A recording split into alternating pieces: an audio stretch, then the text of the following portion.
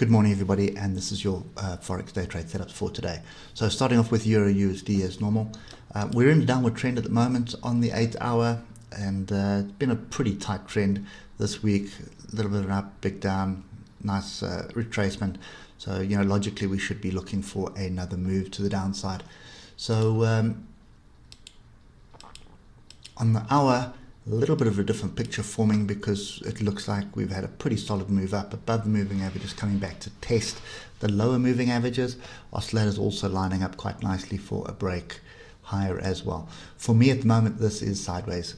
Okay, so I'm not really interested in this right now. I'm going to want to see us get above this trend line before I start worrying about that. So what will break that trend line will probably more than likely be, from today's perspective, I would go with this swing low here. So that is the level or line in the sand, 118.585. Get above it, come back and test it. That's going to validate a continuation to the upside. On the higher time frames, we are looking for a move to the downside, and at the moment, this is the level I want to pay attention to. So that's 118.363. So we've broken already, so we'll see what European Open does. Should come back, test it, and then start rolling. That would give us the opportunity for more downside. And then what I would be expecting is a second move of that proportion there, somewhere down to here at 117.570, bearing in mind that you may get held up here somewhere at 117.845. Now moving on to US dollar Japanese yen, and you can see a bit of a converse here, because Euro USD we've got a stronger dollar with it falling, whereas this one falling we've got a weaker dollar. So a little bit of divergence between the two pairs again.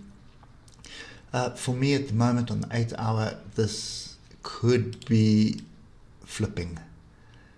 Okay, so you see we've got a pretty strong level here that we are bouncing off at the moment. That's 109.834. So the telling part is going to be 110.400. So if we get back to 110.400 and start rolling, that would give us the confidence that we've got some moves to the downside. There is a trend line that you need to pay attention to as well, which is there. And if we look at the hour, that's kind of the way that I would trade this. Look for a move back to the upside. I would prefer a move up to here. Whether we get that or not is another story. And then look for price action for a continuation to the downside. So oscillators are lining up for that as well. And what we're forming here is a little bit of a wedge. There it is there. Okay, so two ways of doing this. Move up to the trend line, good opportunity, get, just take a stop above the 155 EMA on the hour. Nice entry there for a move to the downside. Alternatively, a break of the flag and retest the flag would get us another move to the downside. And same scenario here, you're looking for a continuation of this move.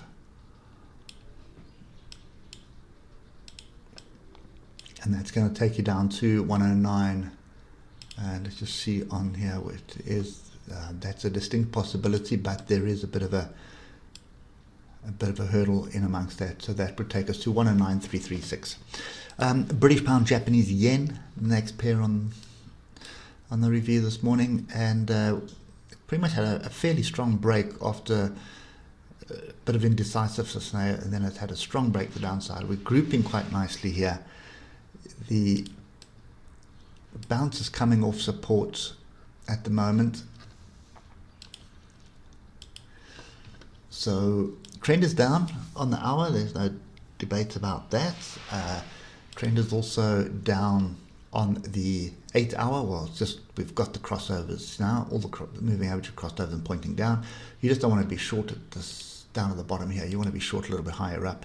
So ultimately, I'm looking for some kind of a move up, and somewhere in this area here is what looks attractive to me. That's 152.268, but that from a daily perspective would erode most of the downward move. Don't see them allowing that. So bring in your Fibonacci for this.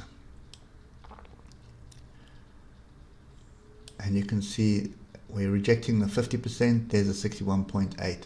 So that's kind of the area that I'd be paying attention to. So 151.932, and then well, we're going to have to just put a level in here, and then the other one is right where we are now, 151.690.